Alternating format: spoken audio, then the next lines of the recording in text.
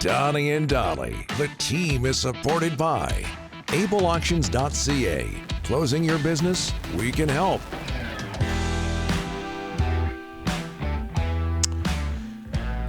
Just ahead of Thomas Drance, who's standing by, a reminder that it is Friday, ahead of a long weekend. All of today's guests, including Thomas, brought to you by the Bayside Oceanfront Resort. At Bayside, there's always a blend of West Coast luxury with exceptional service, ensuring your corporate event leaves a lasting impression. Call 250-248-8333 or visit us at BaysideResortParksville.com to book your event today. Eric, the greenskeeper, Delaney's OK Tire and Langley inbox. I usually wear gumboots every day, all year round at work. Nothing worse than soaked boots and wet feet. So you got company there. Thank you. Gumboots and nothing else all year round at work for Eric. Gumboots. He's a greenskeeper, so of course he wears gumboots. Gumboots are very important. I got a nice pair at Mark's Workwear. I'm telling you. You got them on right now. I don't think he's wearing gumboots, rubber boots, or any type of boots, but Thomas Drance joins us now from The Athletic, ahead of the Flyers and the Canucks. How are you? Maybe you do have gumboots well, sir. I do not have gumboots on, but sorry, was the full context there that he wears gumboots and nothing else? Yes, sure. Well, at his job, not nothing else on his feet, like truly nothing else, Donnie. Yeah, no, nothing else, period. Just the boots. Period. Just the boots. Just the boots. Look, that's a free way to work. Rick wears them on. Rick wears them on his hands. So, Thomas, before we talk about Alex Edler, how do you explain what happened to the Canucks on Wednesday? You know, it's one game, right? It's just one game, as they say, and anything can happen in one game. Obviously the goaltending I don't think was good enough for them to get the win. I think that's a big part of the story.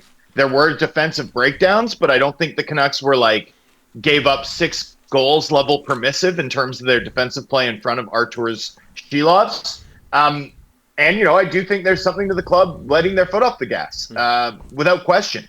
You could see it. The thing is, though, is that usually when I see those games where one team takes a commanding lead and maybe eases off the throttle a bit, they tend to sort of shift back into gear when the game gets close, right? Once it becomes a 1-goal game or once it's tied or once they're trailing. And that didn't happen. I mean, we got obviously an individual moment of brilliance from both Quinn Hughes and JT Miller on the goal. But, I mean, was that really their only realistic chance to score after about the 45-minute mark of the game? I mean, that was the surprise to me, was that the Canucks didn't find a way to sort of click back into gear and overwhelm the Flames because, I think on balance, the Canucks are in a totally different weight class, and I think there were stretches of that game that showed it.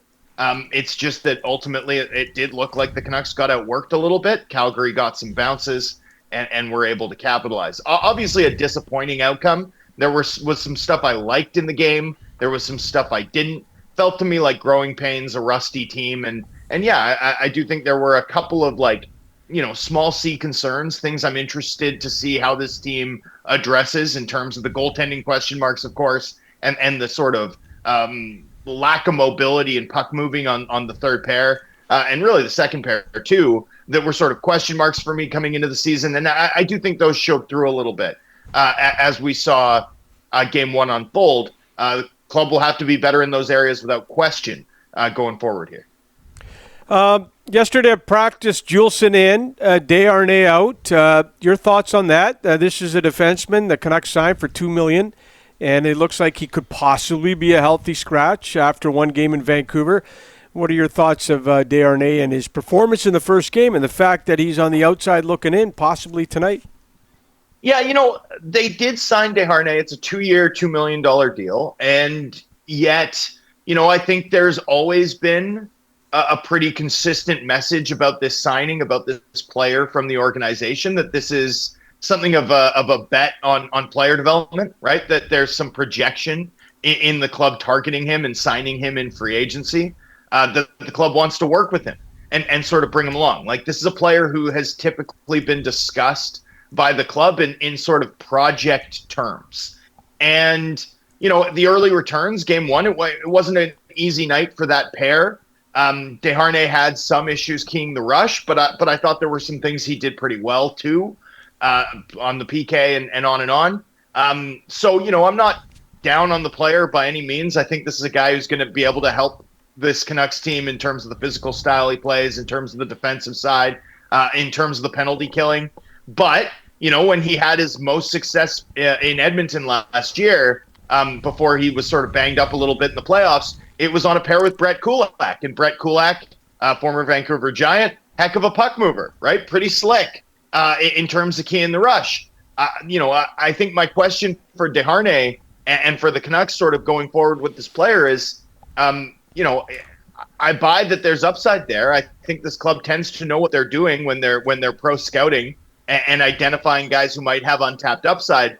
But can it work with a similar player type on the same pair in Derek Forbort? Like, does that combination really put him in the best place to succeed? And I'd add this: I think Juulsen's a little bit more dynamic as a skater, like in terms of moving the puck through the neutral zone, but only by a few degrees. Like, I don't know that my sort of concern about whether or not the Canucks are going to be able to key the rush successfully enough without Quinn Hughes and Filip Hronek on the ice is like, that's not a part of the game I'm going to be more confident in with a Forbort-Juulsen third pair than I would be with a Forbort-Desharnais third pair. This is sort of where the Canucks need to I think show us something a little bit, right? Like, we've seen what this group of forwards can do and what they look like and how dangerous they look in full flight. We saw that in game one. It was probably the most impressive part of their game in game one. Like, this forward group looks nasty, and I want to see more of it. But making sure that they get the puck, making sure that this team's not living in two worlds where they have sort of the puck moving from the back end to support this new rush-based attack. I think there's open questions there, and I don't know that those questions will necessarily be answered as a result of the lineup tweak on the third pair on Friday. Thomas, a lot of concerns about the goaltending now, but isn't it a really good thing they went out and got Lankinen? I mean, can you imagine if it was Patera and Silovs to start the season? We don't know when Demko is going to get back, but they can't play 6-5 games forever. I mean, they got to bottle down, and goaltending is a big part of that. We are expecting Lankinen tonight, but boy, oh boy, this club showed in the opener that if you don't have the goaltending, it could get rough. For sure, especially if you're trying to take chances and play a more open style, right? The Lankinen addition is massive for this club because it gives them a baseline. It gives them a floor. I think we all liked what we saw out of Artur Shilovs in the playoffs last year. We've known that this is a top prospect in net. We've seen what he's accomplished on the international stage. We know that he's athletic, positionally sound, on and on, right? All the things you want to see.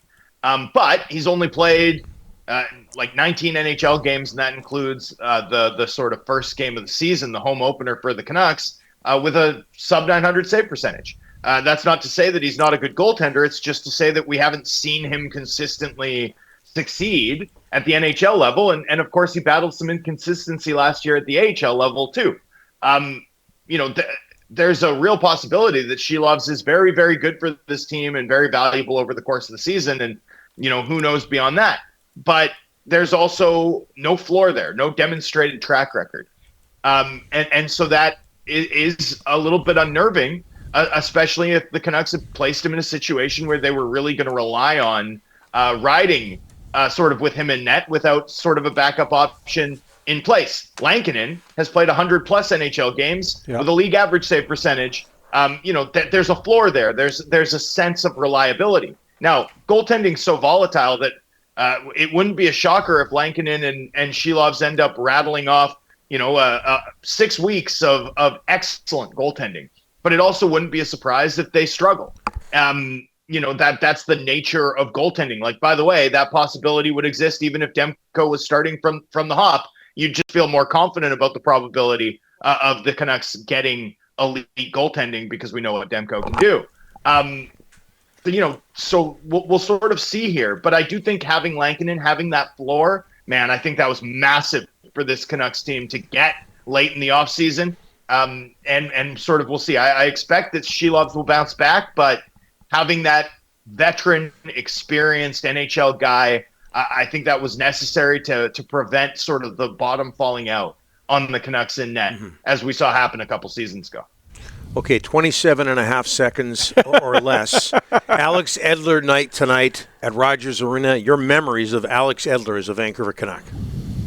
Yeah, the thing I most remember about Alex Edler is you remember early in his career, he was that physical specimen, Yes. offensive defender, high point scorer, maybe prone to the big mistake defensively. And then over time, right, as in some ways the quality of the team hollowed out around him, he became this reliable, smart, mean, shutdown defender. There was the cross checks, the nasty stick work later in his career. Formed a really interesting pair with Troy Stecher, sort of in the twilight of his Canucks tenure. And Stecher was a perfect mix for him because Stecher had the mobility and the defensive awareness to maybe cover for some of Edler's declining foot speed, but the game, the brain, the competitive spirit, and that new sort of tough defensive style that Edler earned, figured out over the course of his career, was always there for him. I'll always have a lot of admiration for a player that evolves like that, right? That evolves in the league the way Edler did. It's awesome that he'll have a chance to retire a Canuck tonight. Probably should have retired a Canuck, frankly, in the first place. Probably should have never left. Certainly one of the greatest Canucks defensemen of all time. Would still be the greatest Canucks defenseman of all time if not for that number 43 wearing the captain's C for the Canucks. But just an incredible career, deeply underrated throughout his time in Vancouver, and really made the most of his skill set at the NHL level, including sort of this impressive second act of his career as a high-end, mean, shutdown defenseman. Tons of respect for that. Oh, boy. 1 minute and 37 seconds. I clocked it. Donnie asked for 27 seconds. And Okay, there, 1 minute and 37 seconds, Thomas. Okay, but also Donnie was like, Thomas, you have 27 seconds. Summarize the legacy of this player. Like it wasn't as if he asked me like, "Hey Tom, 27 seconds. Do you prefer waffles or pancakes?" I could do that in 45 seconds. Maybe I'd take a full minute. But the entire legacy of like the Canucks games played leader on the back end. A request is a request. A request is a request. Hey, I'm going to ask you about waffles and pancakes next week, and you better come in under 27 and a half seconds. 137. You got it. All right, buddy. Hey, brevity's the soul of wit, and I happen to be witless. Thanks, boys. We knew that. Thanks, Thomas.